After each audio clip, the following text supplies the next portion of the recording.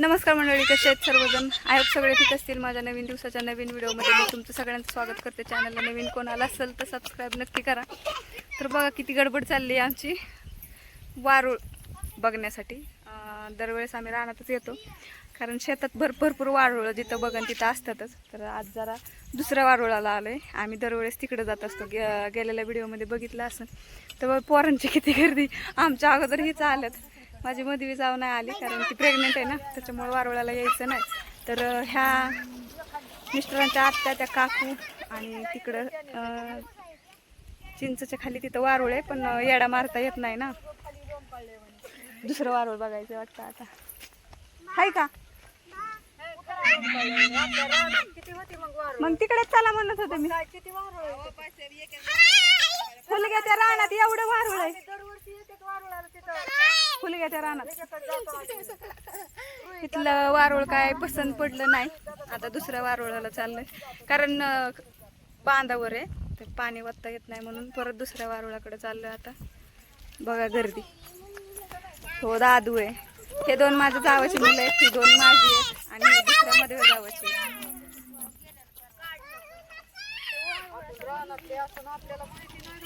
वर आलती की बघायला मग.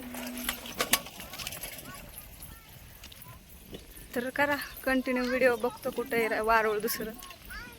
ते सापडलंय वारुळ, सापडलंय म्हणजे हाय हिथं आहे. सापडायला काय हरवलं नव्हतं, पण लाया आहेत त्या लाया.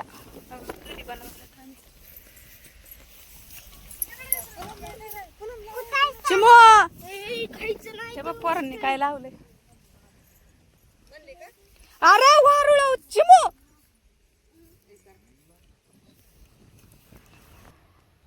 तर ह्या तिघी जणी बसल्या होत्या पूजा करायला आणि नेमकंच वारुळ बी कॅनलच्या वरतीच होतं. तिघी चौघी जणींना बसायला येत नव्हतं म्हणून म्हणलं जाऊ द्या, ह्या तिघींना अगोदर पूजा करून घेऊ द्या आणि नंतर मग मी करेन.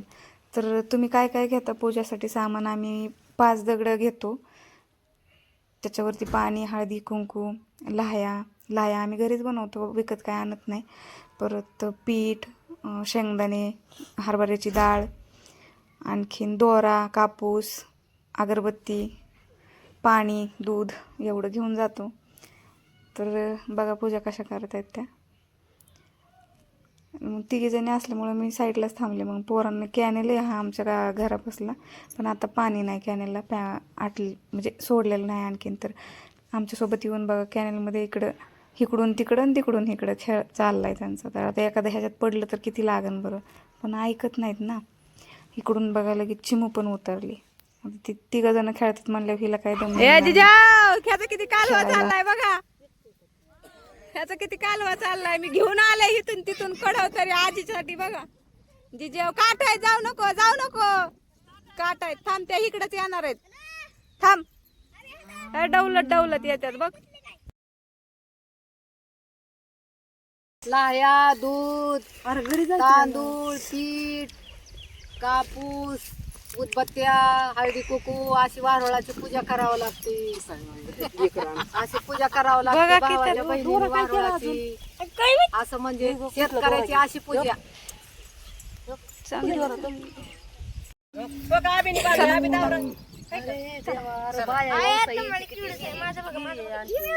चला तिथं घरी गेलं तो चिवला चला चला घरी, चला झालं इथं पूजा. चला घरी, चला चला.